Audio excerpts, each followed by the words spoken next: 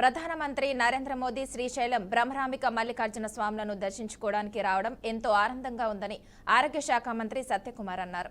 ప్రధానమంత్రి వస్తున్న నేపథ్యంలో ప్రభుత్వం ఇప్పటికే అన్ని ఏర్పాట్లు చేసిందన్నారు. శ్రీశైలం బ్రహ్మరాంబిక మల్లికార్జున స్వాముల దర్శన అనంతరం శివాజీ స్ఫూర్తి కేంద్రానికి ప్రధాని దర్శించుకుంటాడని మంత్రి తెలిపారు. రాష్ట్ర అభివృద్ధికి కేంద్రం తోడ్పాటు అందిస్తుందని, భవిష్యత్తులో మరింత సహకారం ఖచ్చితంగా ఉంటుందన్నారు. ఒక విజన్తో కేంద్రంలో మోదీ, రాష్ట్రంలో చంద్రబాబు ముందుకు సాగుతున్నారని అంటున్న మంత్రి సత్యకుమార్తో మా ప్రతినిధి బస్వరాజ్ ఫేస్ టు ఫేస్. భారత ప్రధాని ఈ నెల 16న శ్రీశైలం దర్శించుకున్నారు. ఈ నేపథ్యంలో అంటే ఆలయం తరపున ఎలాంటి ఏర్పాటు చేశారో మనకు రాష్ట్ర మంత్రి సత్యకుమార్ సార్ ఉన్నారు. కడిగి కనుక్కున్న ప్రయత్నం చేద్దాం. అన్న చెప్పండి, ప్రధానమంత్రి వస్తున్నాడు, మొదటిసారిగా విజిట్ చేస్తూ ఉన్నారు, ఎలాంటి ఏర్పాట్లు ఉన్నాయి? ప్రధానమంత్రి స్థాయిలో ఆయన పర్యటన సందర్భంగా చేయాల్సిన ఏర్పాట్లు ఏ రకంగా ఉండాలో ఆ రకంగానే ఉన్నాయి. సొనిపేటలో వారు దిగడం జరుగుతుంది. అక్కడి నుంచి రోడ్డు మార్గంలో ఇక్కడ దాకా వస్తారు. చాలామంది శివభక్తులు వారు కూడా ప్రధానమంత్రి ఆ సందర్భంగా స్వాగతం పలకాలని ఉత్సాహంతో ఉంటున్నారు. కాబట్టి జిల్లా యంత్రాంగం కూడా దానికి తగిన విధంగా ఏర్పాట్లు చేసింది. అదేవిధంగా లోపలికి వెళ్ళిన తర్వాత, గుడి లోపలికి వెళ్ళిన తర్వాత సాంప్రదాయాలు ఏవైతే ఉన్నాయో, నియమ నిబంధనలు ఏముంటాయో వాటికి లోబడి ప్రధానమంత్రి గారు లోపల చేయడం, బ్రహ్మరామ మల్లికార్జున స్వామి ఆశీర్వచనం తీసుకోవడం జరుగుతుంది. తర్వాత జగద్గురు పీఠం కూడా వారు సందర్శిస్తారు. తర్వాత శివాజీ స్ఫూర్తి కేంద్రాన్ని కూడా సందర్శించి ధ్యాన మందిరాన్ని కానీ లేదా శివాజీ విగ్రహాన్ని కూడా సందర్శించి నివాళులు అర్పించడం జరుగుతుంది. అయితే ప్రధానమంత్రి రాక సందర్భంగా విస్తృతమైన ఏర్పాట్లు చేయడం జరుగుతుంది. ఇది ప్రాధాన్యత ఎందుకు సంతరించుకుందంటే, గతంలో శ్రీశైలం అభివృద్ధి కోసం కేంద్ర ప్రభుత్వం ప్రసాద్ అనే పథకం కింద దాదాపు 43 కోట్ల దాకా మంజూరు చేయడం జరిగింది, ఇక్కడ కానీ సింహాచలంలో కానీ. ఇప్పుడు కూడా ప్రధానమంత్రి వస్తున్న సందర్భంగా ఒక అద్భుతమైన శైవక్షేత్రం ఇది. ఎందుకంటే దేశంలో ఎక్కడ కూడా శక్తిపీఠం, జ్యోతిర్లింగం ఒకటే ప్రాంగణంలో ఉన్న నేపథ్య సందర్భాలు లేవు. రెండవది, ప్రతిరోజు చండీ హోమం జరుగుతున్న ఒక ఏకైక శైవక్షేత్రం కూడా ఇది. అంత పవిత్రమైన ఆధ్యాత్మిక ప్రాశస్త్యం కలిగిన శ్రీశైలంలో ప్రధానమంత్రి రాక సందర్భం కూడా శ్రీశైలం అభివృద్ధి కోసం ఒక ఆధ్యాత్మిక కేంద్రంగా మాత్రమే కాకుండా ఒక ఆధ్యాత్మిక పర్యాటక కేంద్రం కూడా దీన్ని మార్చాలని ఒక సంకల్పం గౌరవ ముఖ్యమంత్రి చంద్రబాబు నాయుడు గారికి ఉంది. దానికి అనుగుణంగా కేంద్ర ప్రభుత్వం నుంచి కూడా సహకారం అందిస్తారని కూడా భావిస్తున్నాం. ఎందుకంటే మన ఆంధ్రప్రదేశ్లో ఉంటున్న రెండో అతిపెద్ద ఆధ్యాత్మిక కేంద్రం ఏంటంటే శ్రీశైలం. కేవలం మన రాష్ట్రం నుంచి కాకుండా పక్క రాష్ట్రాలైన కర్ణాటక, తెలంగాణ, మహారాష్ట్రాల నుంచి కూడా లక్షలాది మంది భక్తులు వస్తుంటారు. ఉగాది సందర్భంగా మరీ లక్షల మంది వస్తుంటారు. కాబట్టి వారికి కావాల్సిన వసతులు, మౌలిక సదుపాయాల కల్పన, అదేవిధంగా రహదారి సౌకర్యం రావడానికి, వెళ్ళడానికి, ఇతరత్ర వీటికి కూడా అభివృద్ధి చేయడానికి కేంద్ర ప్రభుత్వం నుంచి సహకారం అందుతుందని కూడా నేను భావిస్తున్నాను. వికసిత్ భారత్ అన్నట్లు వికసిత్ శ్రీశైలం అవుతుంది. మోడీ గారు సుమారుగా కొన్ని వందల కోట్లతో ఇప్పటికే కూటమి ప్రభుత్వం ప్రతిపాదనలు ఇస్తే వరాలు ఇచ్చే అవకాశం ఉంది.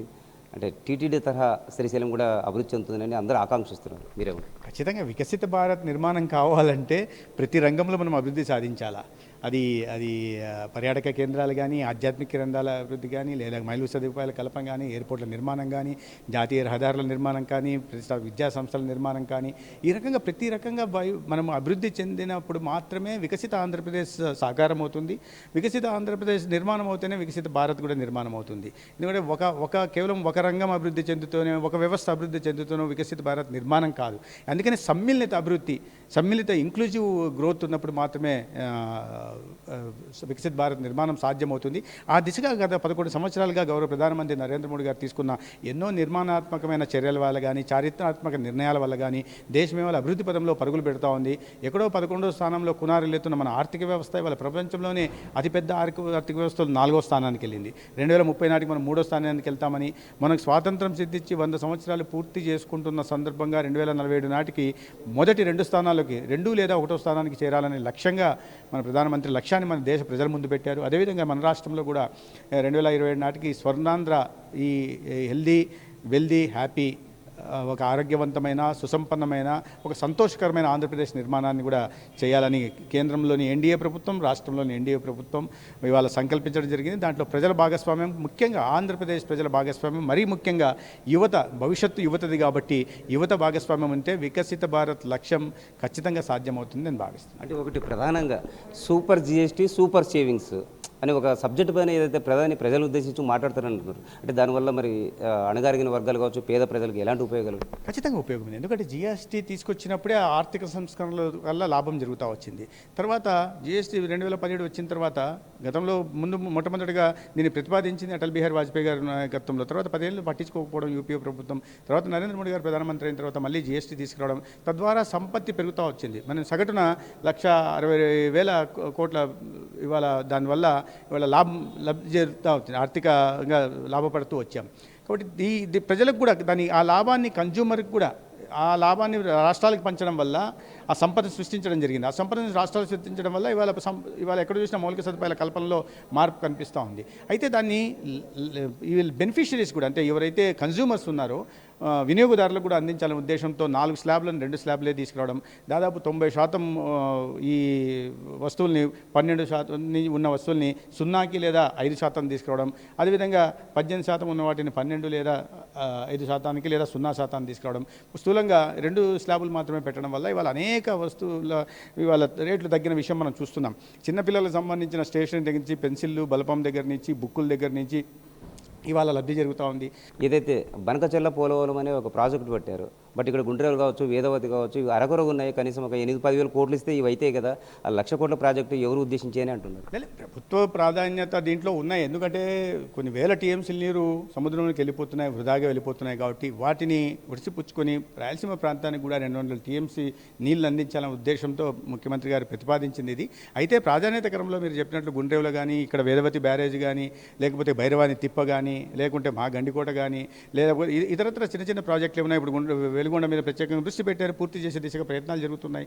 ఈ చిన్న ప్రాజెక్టులను పూర్తి చేసుకుంటూనే పెద్ద ప్రాజెక్టుగా, అంటే దీర్ఘకాలిక ప్రయోజనాలు కూడా చూడాల్సి ఉంది. ఈ ప్రాజెక్టుల కారణంగా మీకు 20,000 ఆయకట్టుకు వస్తుంది, 50,000 ఆయకట్టుకు వస్తుంది, 1,00,000 ఎకరాల ఆయకట్టుకు వస్తుంది. కానీ బనకచెర్ల పూర్తి అయితే మాత్రం పూర్తి రాయలసీమ అంతా సస్యశ్యామలం అవుతుంది. ఒక దార్శనికత, విజనరీ నాయకత్వం ఎలా ఆలోచించాలంటే రేపటి గురించో 2 సంవత్సరాల గురించి కాకుండా 20 సంవత్సరాల గురించి ప్రణాళిక ఉండాలి. అయితే వీటిని పూర్తి చేయాల్సింది, మీరు అన్నట్టుగా ప్రాధాన్యత క్రమంలో వీటిని పూర్తి చేయాలా. వీటిని పూర్తి చేసిన తర్వాత దాని వైపు వెళ్లాల్సి ఉంది. అయితే ప్రణాళిక అయితే ఉండాలి కదా. ముందు ప్రణాళిక లేకుండా ఏ రోజుకు ఆ రోజు ఆలోచించడం వల్ల మన రాజ్యాంగానికి, రాయలసీమకి పెద్దగా ఉపయోగపడేది లేదు. అయితే నేను అన్నట్టుగా మేము చెప్పినట్టు రాయలసీమ డిక్లరేషన్గా ఇక్కడ ఒక హైకోర్టు బెంచ్ తీసుకొస్తామని చెప్పాం. దాన్ని కూడా ఇవాళ ఆమోదం పొందింది. త్వరలో కూడా అది కూడా సాకారం అవుతుంది. ఇది ప్రధాని రాకతో ఏదైతే రాయలసీమ ప్రాజెక్టులు కావచ్చు, డిక్లరేషన్ ప్రకారం ఏదైతే హైకోర్టు బెంచ్ కావచ్చు, ఇవన్నీ కూడా చేసి తీరుతాం. బట్ ప్రణాళిక ఏదైతే చేసుకుని దశల వారీగా అన్నీ కూడా చేసే కార్యక్రమాలు చేస్తాం. అదేవిధంగా ఆలయ గౌరవ మర్యాదలతో ఆచార సాంప్రదాయంగా దర్శనం చేసుకుని 100 ఏళ్ళు చల్లగా ఉండాలి, దేశాన్ని మంచిగా పాలించాలని మంత్రి ఆకాంక్షిస్తున్న పరిస్థితి. కేవలం పర్సన్ బాబుతో బసవరాజ్, BR న్యూస్, సిరిసిల్ల.